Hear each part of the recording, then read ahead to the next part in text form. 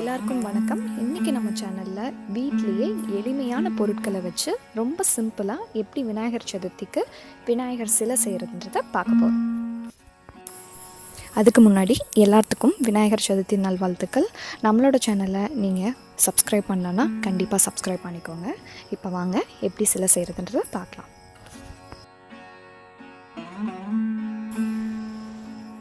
ஒரு பெரிய பாத்திரம் எடுத்துகிட்டு அதில் ஒரு கப் அளவுக்கு மஞ்சள், அதே மாதிரி ஒரு கப் அளவுக்கு மைதா. எந்த அளவுக்கு மஞ்சள் எடுக்கிறீங்களோ அதே அளவு மைதா சேர்த்துட்டு இது ரெண்டையும் நல்லா தண்ணி சேர்த்துறதுக்கு முன்னாடி நல்லா கலந்து விட்டுக்கோங்க.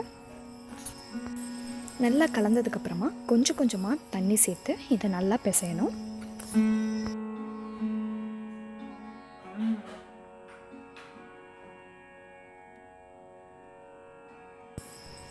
இது பார்த்திங்கன்னா ரொம்ப சாஃப்டாகவும் இருக்கக்கூடாது, ரொம்ப ஹார்டாகவும் இருக்கக்கூடாது. சப்பாத்தி மாவு பதத்துக்கு பிசைஞ்சிங்கன்னா கரெக்டாக இருக்கும்.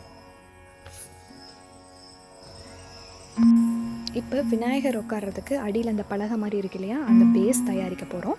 ஸோ நம்ம எது தயாரிக்கிறதா இருந்தாலும் ரவுண்ட் ஷேப்பில் நம்ம செஞ்சுட்டு அதுக்கப்புறம் தேய்ச்சி தான் செய்வோம். இந்த ரவுண்டில் நம்ம வெடிப்பு எதுவும் இல்லாமல் நம்ம ரொம்ப கேர்ஃபுல்லாக இந்த ரவுண்டு செய்யணும். அது ரொம்ப முக்கியம். இதை இப்போது நம்ம ஒரு சப்பாத்தி கட்டையை யூஸ் பண்ணி நல்ல ரவுண்டாக திக்காக தேய்ச்சி எடுத்துக்கணும். ரொம்ப மெலிசாக திரட்டிடாதீங்க, திக்காக இருக்கணும்.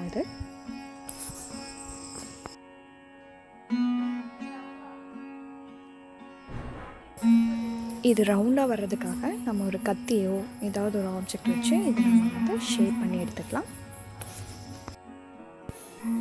நான் விநாயகர் சிலையை வாழை இலையில் வைக்க போகிறேன். கீழே வச்சா என்னால் வேறு இடத்துக்கு எடுத்துகிட்டு போகிறதுக்கு கஷ்டமாக இருக்கும். அதனால் அடியில் ஒரு தட்டை திருப்பி போட்டு அது மேலே வாழை இலை வச்சு அது மேலே இந்த பேஸை வச்சுட்டேன். நீங்கள் தட்டிலேயே டைரெக்டாக கூட வைக்கலாம். இப்போது விநாயகரோட கால்கள் தான் ஃபஸ்ட்டு செய்ய போகிறோம். 2 கால் தனித்தனியாக செய்ய போகிறதில்ல, 2 கால் ஒட்டி ஒன்றா தான் செய்ய போகிறோம். ஸோ லென்த்தியாக இந்த மாதிரி நீளமாக நம்ம இந்த மாவை தேய்ச்சி எடுக்கணும். கொஞ்சம் திக்காக தேய்ச்சி எடுங்க.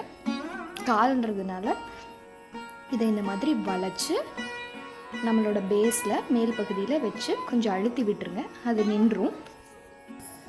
இப்போது பாதம் இருக்கிற பகுதியை நல்லா அழுத்தி விட்டுக்கோங்க. கைகளால் லைட்டாக அழுத்தினீங்கன்னா அந்த பாதம் இருக்கிற மாதிரியே வந்துடும்.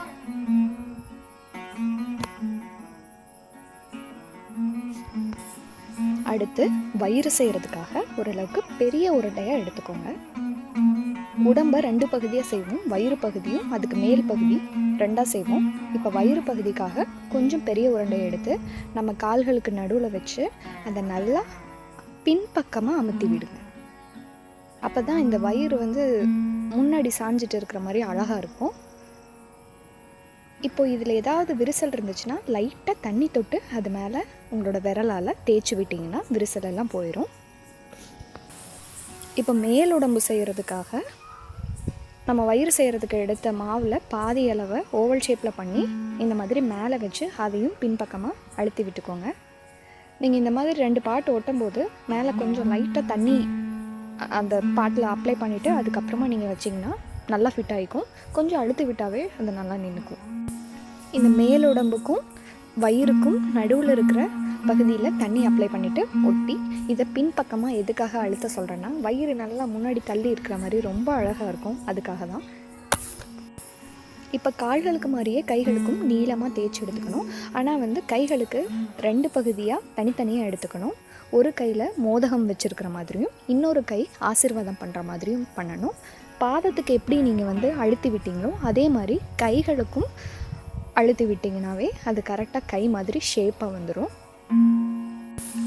மோதகம் வச்சுருக்கிற கை கீழேயும் இன்னொரு கை ரைட் ஹேண்ட் ஆசீர்வாதம் பண்ணுற மாதிரியும் வி ஷேப்பில் மடித்து விட்டுக்கோங்க. இப்போ இதை நான் சாய்ச்சி காட்டுறேன். இப்படி பார்த்தா இது ரொம்ப அழகாக தெரியும். நான் கீழே வச்சு பண்ணும்போது உங்களுக்கு சரியாக தெரிஞ்சிருக்காது.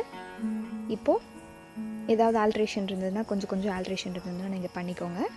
இப்போ முக்கியமான விஷயம், நம்ம தலை செய்ய போகிறோம். எந்த ஒரு விஷயம்னாலும் அதுக்கு தலை ரொம்ப ரொம்ப முக்கியம். விநாயகரோட அழகே அவருடைய தலையில் தான் இருக்குதுன்னு சொல்லணும். விரிசல் எங்கேயாவது இருந்துச்சுன்னா அதுக்கு தண்ணி அப்ளை பண்ணிவிட்டு நல்ல ரவுண்டாக எங்கேயுமே வெடிப்பே இல்லாத ஒரு அளவான ரவுண்ட் எடுத்து நம்ம மேலே தண்ணி அப்ளை பண்ணிவிட்டு 2 ரவுண்டையும் வச்சு அதே மாதிரி அழுத்தி விட்டுக்கோங்க.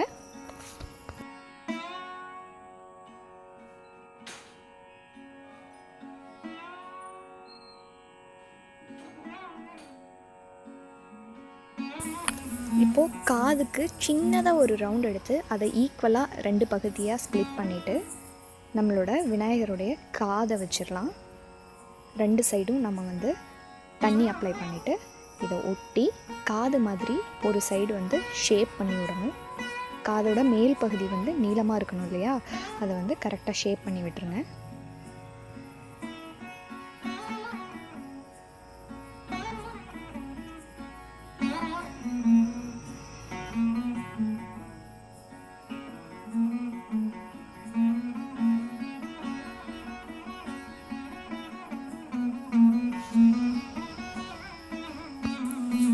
இப்போது காதுகளுக்கு அடுத்து ரொம்ப முக்கியமான விஷயம் தும்பிக்கை.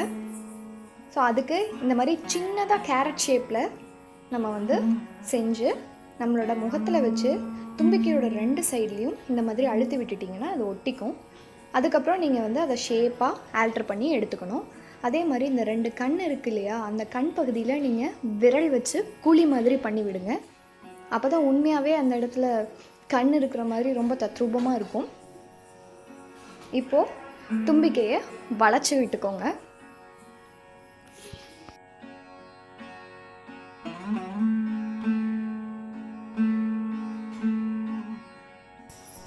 இப்போ நைஃபோ ஏதாவது ஒரு ஷார்ப் ஆப்ஜெக்ட் வச்சு கைகளில் அந்த விரல்களுக்கு நம்ம அந்த கோடு போட்டு விடணும். அதே மாதிரி பாதத்துலேயும் கொஞ்சமாக கோடு போட்டு விட்டுக்குங்க.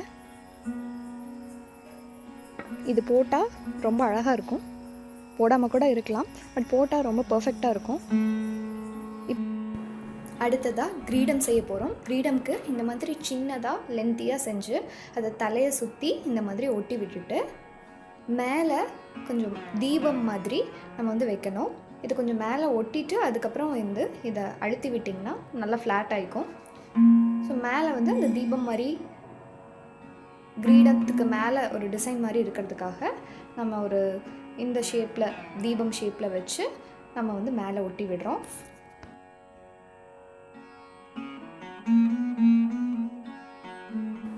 விநாயகரோட 2 கண்களுக்கு மிளகு எடுத்து நம்ம ஒட்டியிருக்கோம். சின்ன விநாயகராக செஞ்சிங்கன்னா கடுகு வச்சிங்கன்னா கூட கரெக்டாக இருக்கும். நான் செய்கிற அளவுக்கு சைஸில் செஞ்சிங்கன்னா உங்களுக்கு வந்து மிளகு கரெக்டாக இருக்கும். இப்போ மூஷிகம் செய்யணும் இல்லையா, அதுக்கு இதே மாதிரி ஓவல் ஷேப்பில் ஒரு சைடு சின்னதாகவும் பின்னாடி சைடு பெருசாகவும் வச்சுட்டு அந்த முகம் பகுதியில் கொஞ்சம் ஷார்ப்பாக அழுத்தி விட்டுட்டு வால் வச்சு ஒட்டியாச்சு. இப்போ மூஷிகத்துக்கு முக்கியமான அழகே அதோட காதில் தான் இருக்குது. அதை அழகாக செய்கிறதுக்காக நான் இந்த மாதிரி ஒரு ப்ரஷ்ஷோட பின்பகுதியை எடுத்து நான் யூஸ் பண்ணியிருக்கேன். மாவை சின்னதாக உருண்டையாக திரட்டி அதை ப்ரஷ்ஷை வச்சு அழுத்தி இந்த மாதிரி ஒரு சைடு சின்னதாக பண்ணிட்டீங்கன்னாவே அது காது மாதிரி அழகாக இருக்கும். இப்போ மூஷிகத்துடைய கண்ணுக்கு வந்து கடுகு வைக்கிறேன் நான்.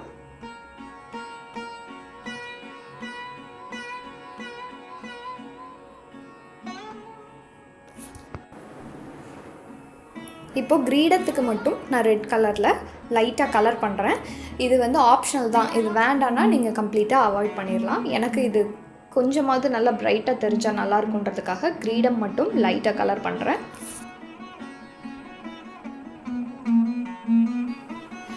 இந்த சிலை முழுசாக செய்கிறதுக்கு எனக்கு 1 மணி நேரம் 5 நிமிஷம் ஆச்சு. வீடியோ ரெக்கார்ட் பண்ணிகிட்டே பண்ணுறதுனால எனக்கு கொஞ்சம் டைம் எக்ஸ்ட்ராவே ஆகிருக்கு. மற்றபடி வீடியோ ரெக்கார்ட் பண்ணால் உங்களால் 1/2 மணி நேரத்துலேயே இதை செஞ்சு முடிக்க முடியும். எல்லாத்துக்கும் முதல்ல எந்த ஒரு காரியத்தை செய்யும் போதும் கணபதியை மனசில் நிறுத்தி நம்ம செஞ்சோன்னா கண்டிப்பாக அந்த காரியம் வெற்றி பெறும். இந்த சிலை செய்கிறதுக்கும் அதே மாதிரி தான். கணபதியோட அருள் இல்லாமல் இந்த சிலையில் ஒரு பகுதி கூட நம்மளால் செய்ய முடியாது. துவக்கத்திலே கணபதியை நல்லா வேண்டி அதுக்கப்புறமா செய்ய ஆரம்பிங்க. எல்லாருக்கும் மறுபடியும் விநாயகர் சதுர்த்தி நல்வாழ்த்துக்கள். நம்மளோட சேனலை புதுசாக பார்க்குறீங்கன்னா கண்டிப்பாக சப்ஸ்கிரைப் பண்ணிக்கோங்க. இந்த வீடியோ உங்களுக்கு கண்டிப்பாக பிடிச்சிருக்கும்னு நினைக்கிறேன். பிடிச்சிருந்தா மறக்காமல் ஒரு லைக் கொடுங்க. இதை உங்கள் ஃப்ரெண்ட்ஸோடையும் ஷேர் பண்ணிக்கோங்க.